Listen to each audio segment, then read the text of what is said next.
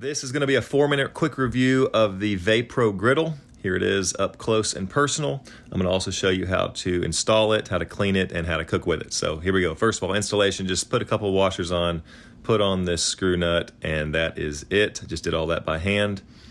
Now your lid is put together, and we can move on to the base. You just put a screw in each handle and tighten them down, and you're good to go. So a screwdriver is necessary for that. And other than that, that is it. Okay, so that's installation. Now you've got your base, you've got your lid. The griddle is 17 inches by 10.5 inches, and I am pleased with it. Cleanup is a breeze. It says non-stick, so obviously non-stick applies to the food not sticking to the griddle, but also it applies to the food not sticking to the griddle afterwards. So I actually cleaned up with my fingers and a little soap.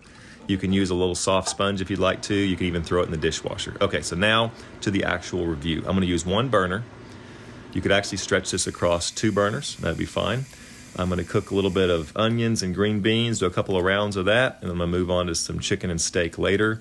And I think my overall impressions are, it gives me a little extra room, because if I just use my cast iron skillet or a skillet, I would only have about 2/3 of that space, so it really kind of let me stretch out a little bit with the food, so that was kind of fun. The cooking was a breeze. It really is non-stick. It says it's also non-rusting, which I can totally agree with that. It's got some kind of texture over the top of it. It does say it won't warp, and let me just tell you, I've cooked with a lot of griddles, a lot of frying pans, and even the ones that are really, really super expensive, they all say they won't warp. I would say they're warp resistant, highly warp resistant, and these guys brag that it won't warp. My guess is if you go hot enough in the wrong spot, you could probably warp it, but if you are in one of those situations, first of all, if it says cook at medium, but if you do warp it, in the past with other skillets and griddles and stuff, just turn it over, take it out to your garage, borrow someone's mallet hammer, that's the big hammer with a rubber end on it, and just give it a whack right in the middle, flans it back out, and you're good to go. So no problem there.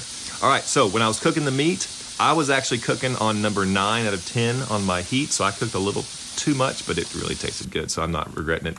What I like to do while I was cooking is, because I'm just using one burner, I would just rotate the entire griddle from time to time. So if I wanted one side to get hot and the other side to just kind of simmer, I would do that, and then I could rotate it again. It kind of gave me some flexibility. If you need to cool down the meat or put a char on something, I could do that. I liked that a lot. What else? I think probably best case scenarios, pancakes, bacon, eggs, grilled cheese, but I wanted to show you here that I did a full meal and my kids absolutely loved it.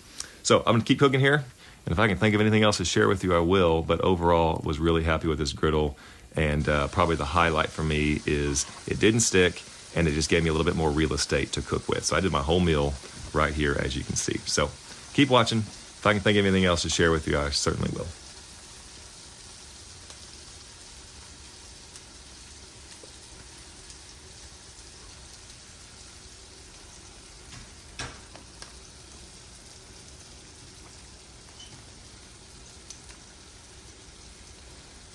If you recall back at the beginning, whenever I flipped the griddle over, it had all those grids on it. I think that's what they use to distribute the heat across the entire griddle evenly.